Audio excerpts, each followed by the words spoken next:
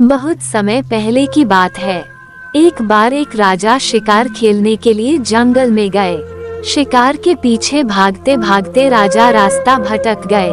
भटकते भटकते उन्हें रात हो गई। दूर एक जगह उन्हें रोशनी दिखाई दी। वे रोशनी की तरफ बढ़े।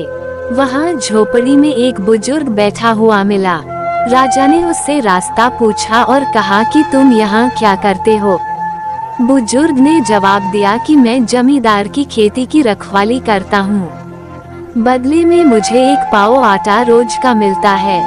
राजा को लगा बुजुर्ग आदमी तजर्बेकार है, इसको साथ ले चलना चाहिए। राजा ने कहा तुम मेरे साथ चलो, मैं तुम्हें रोज का आधा किलो आटा दे दिया करूँगा। बुजुर्ग तैयार हो गया। दोनों राजमहल में चले गए।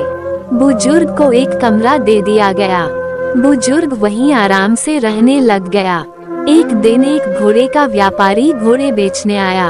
राजा को एक घोड़ा बहुत पसंद आ गया। उसने सोचा कि इसमें बुजुर्ग की भी राय ले ली जाए। उसने बुजुर्ग को बुलाया और कहा ये घोड़ा कैसा है। बुजुर्ग ने घोड़े के शरीर पर हाथ फेरा और बताया कि घोड़ा तो बहुत सुंदर है, पर गहरे पानी में घोड़ा बैठ जाएगा। राजा ने बुजुर्ग की सलाह को न मानते हुए घोड़ा खरीद लिया। कुछ दिन बाद जब राजा उसी घोड़े पर शिकार के लिए जा रहा था, तो रास्ते में एक नदी पर करते हुए जब घोड़ा गहरे पानी में गया तो बैठ गया। राजा को बुजुर्ग की बात याद आ गई। वह वापस आ गया और बुजुर्ग को बुलाकर पूछा कि तुम्हें कैसे पता लगा कि घोड़ा गहरे पानी में बैठ जाएगा।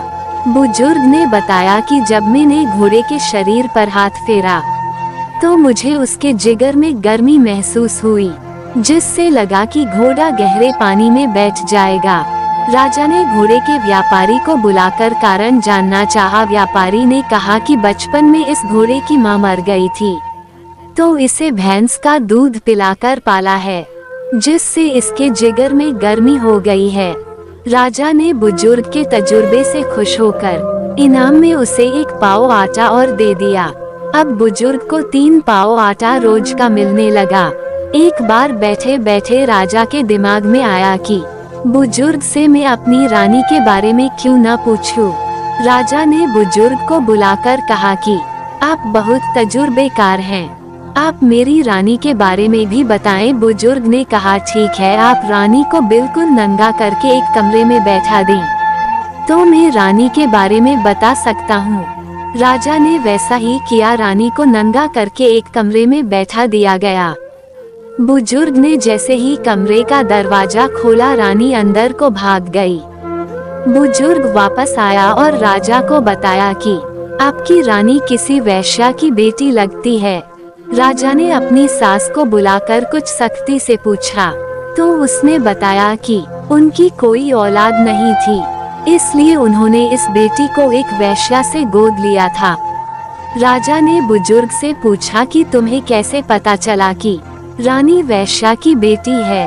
तो बुजुर्ग ने जवाब दिया, किसी भी नंगी औरत के सामने जाने पर औरत अपने अंगों को छिपा कर सिकुड़ कर बैठ जाती है, पर रानी मुझे देखते ही भाग गई थी।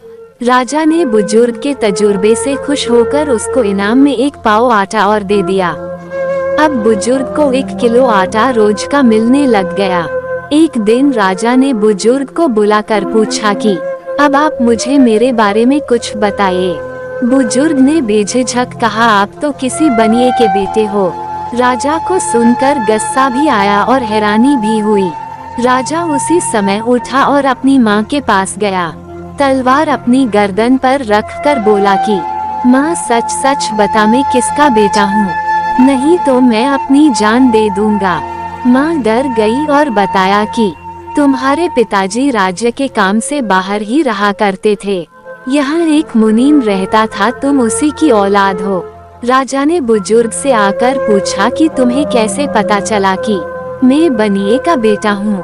तो बुजुर्ग ने जवाब दिया कि मैंने आपको लाख लाख टके की एक एक बात बताई और आपने उसकी कीमत क्या रखी, 1 पाव आटा, जिससे इस बात का पता चलता है कि आप बनिए के बेटे हो।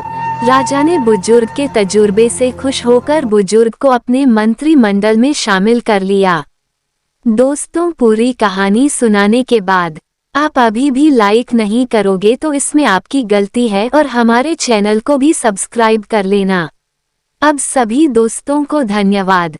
जय हिंद, वंदे मातरम।